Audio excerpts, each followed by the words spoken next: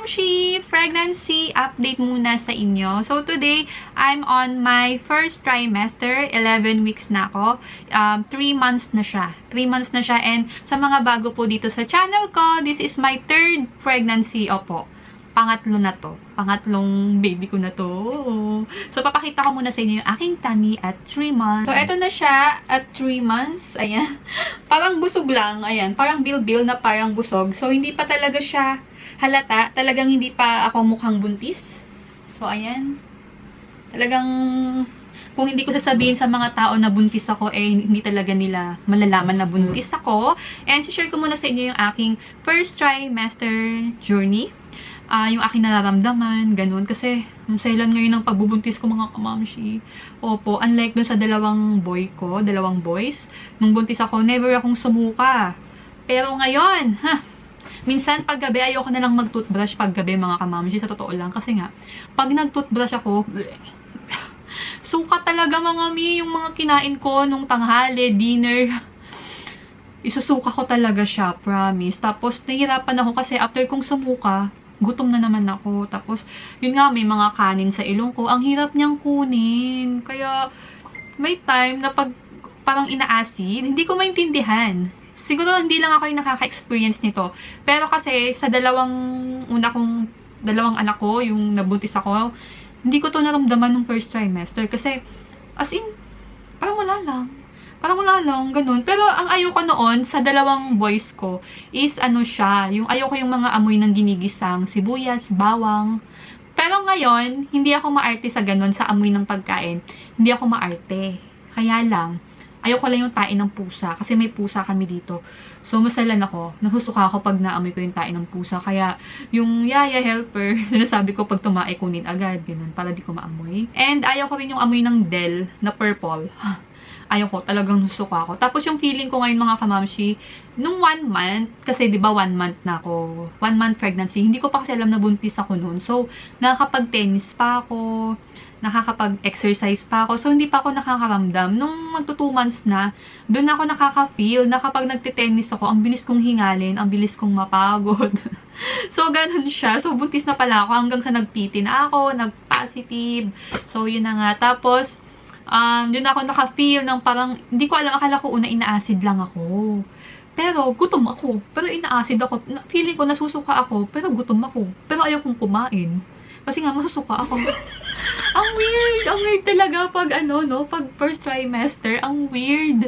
Tapos ngayon, 3 months na yung tiyan ko, yung feeling ko naman is ganun pa din. Kaya lang nga, yun nga, hindi nga ako nagtututbrush pag gabi para hindi ako makasuka. Tsaka yung kinakain ko pag gabi, konti lang talaga para hindi, kasi pag naparami ako ng kain sa gabi, umiikot na yung sikmura ko. Alam mo yun, parang susuka nga, na parang nahihilo, na hindi ko maintindihan. Ba't ganun? Ang weird talaga. Kaya yung minsan, pagising ko na lang sa umaga, wala akong morning sickness. Wala. Gabi yung atake niya, mga kamamshi, after dinner. Gabi talaga, mga 8 p.m., 9 p.m., yun na talaga yung atake niya. Parang susuka ako. Pero pag morning, pagising, wala. Ang ganda ng gising ko, parang wala akong sakit. Alam niyo, basta normal. Doon na ako magtututbrush. Pagising. Hayaan nyo na, kung hindi ako nagtututbrush pag gabi, ngayon lang naman to eh. Lilipas din tong first trimester na to. May time naman na nagtututbrush din naman ako kapag feeling ko hindi ako nasusuka. Yung parang ganun. Tapos ngayon, 3 months na yung tiyan ko. Ang bigat ng katawan ko. Gusto ko lang humiga nung humiga. Ngayon kasi nakapag-video ako, nakapag-makeup ako. Kasi nga umalis kami. Kumain kami sa labas. So, sabi ko mag-video ako. Mag-update ako sa mga kamamshi habang pretty pa ako. Kasi, ang daming araw na hindi ako nag-makeup. Ang pangit ko. Tinatamad akong maligo. May mga ganun akong moment, mga kamamshi. Gusto ko lang ay humiga ng humiga, manood ng movie, mag-scroll ng cellphone. Pero hindi ako naboboring, no? Parang gusto ko lang humiga. Ewan ko, baka normal lang talaga pag first trimester na parang ang bigat talaga ng katawan mo, na parang nakakatamad. Parang ang bilis mong mapagod. Tapos, yung puwet ko dito, mga kamamshi, oh. Yung dito mga kamamshi, oh, yan. Pag gumalaw ako, alam mo yung galing akong higa, tapos pag gumalaw ako, ang sakit. Parang may naiipit na ugat na hindi ko maintindihan. Pero sinearch ko naman siya sa Google. Normal daw talaga, syempre lumalaki na yung pabahay ni baby, yung bahay-bahayan, ganun eme. Kasi tsaka ano na ako ngayon mga kamamshi, 30 na ako. Syempre, iba na yung katawan ko ngayon. Unlike nung nabuntis ako sa una kong anak, 24 ako.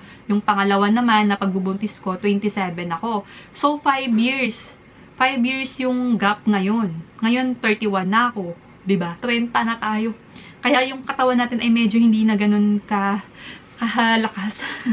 Pero syempre, active naman yung ano ko, tsaka healthy living naman ako. Kaya, yun na naman, yung sapet lang naman na-feel ko. And, mas maselan ngayon. And kaya nga sabi ko sana baby girl to. Kasi, dalawa na yung lalaking anak ko. Kaya, malakas yung kutob ko. Nasa kutob talaga siya. Na baby girl siya. Kasi nga, super selan ng aking pagbubuntis ngayon. Napaka-arte. Hindi lang halata sa mga post-post ko. Kasi, hindi ko naman masyadong sinishare yung mga ganong moment ko. And, nagpa-prenatal na din ako. Itong book na to, galing to kay Doc sa aking OB.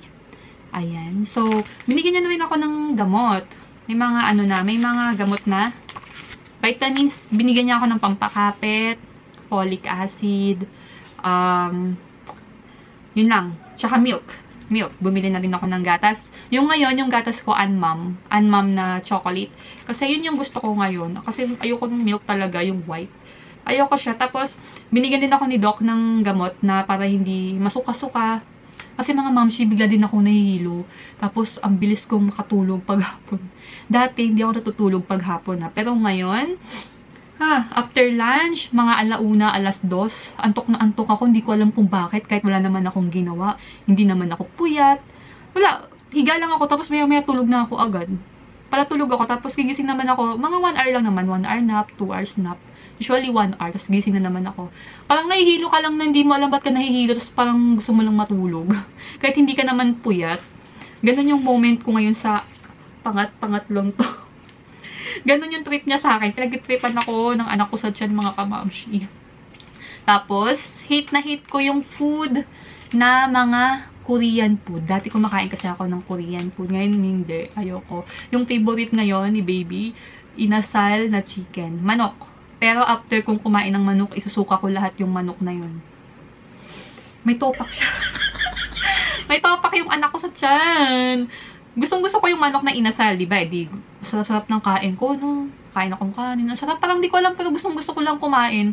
Pagka maya-maya, umiikot na yung sikmura ko, isusuka ko na siya. Kaya ngayon, yung cravings ko na yun, kahit gusto ko ng manok, iiwasan ko siya kasi nga alam ko, isusuka ko yung manok na yun.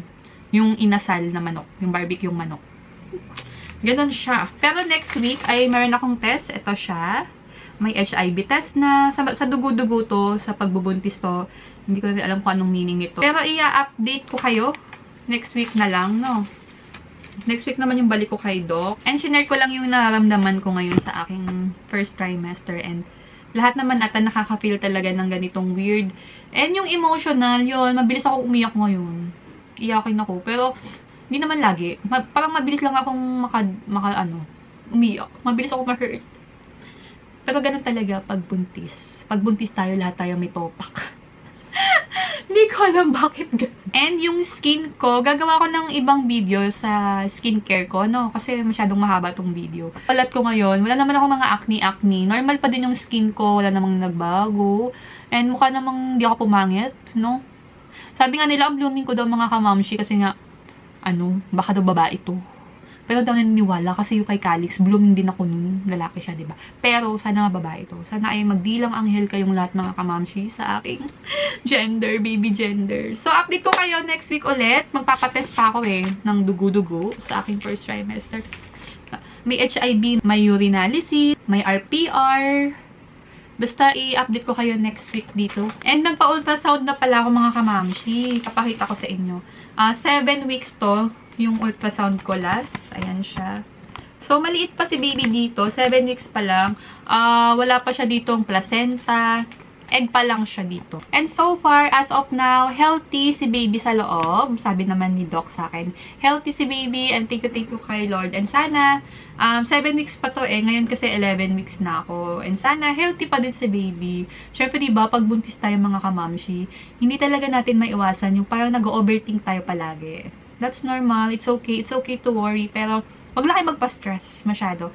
Dapat positive lang tayo na healthy si baby. And syempre, tulungan nyo din siya, maging healthy siya. Kain tayo lagi ng gulay, ganun. Kahit ayoko ng gulay. Pinipilit ko na lang. Para lang healthy siya. Tapos gumagawa ko ng mga fruit juice na fresh talaga na juice. Yun talaga yung ginagawa ko ngayon. Ay, hirap. Ang hirap magbuntis. Pero nilipas din to. 9 months lang to mga kamamshi. Laban lang. Nasa first trimester pa lang tayo. Pero ito yung pinakamahirap na stage sa pagbubuntis. 1 to 3 months talaga ka mga kamamshi. Kasi pag second, third, medyo okay na. Ngayon lang talaga mahirap kasi nga yung suka-suka. Doon ako nahihirapan ngayon. Yung puro suka. Tsaka parang pinatamad ako sa lahat ng bagay. Di ko alam. Gusto ko lang humiga ng humiga. Buti nga ngayon, sinipag ako mag-video, mag-update. Kasi nga kailangan, di ba? So, sa second trimester, magkaka-ultrasound ulit ako. Update ko pa din kayo palagi. And next week, so, abang-abang lang sa aking mga new upload. And comment kayo mga kamamshi kung may mga katanungan. Mga katanungan kayo sa aking pagbubuntis ngayon. And hello sa mga Team July. July 31 ako. So, Team July or Team August ako. So, hindi ko alam. Hello mga Team July or Team August. Kita-kits tayo sa July and August. So, yun lang. Thank you mga kamamshi. See you next week.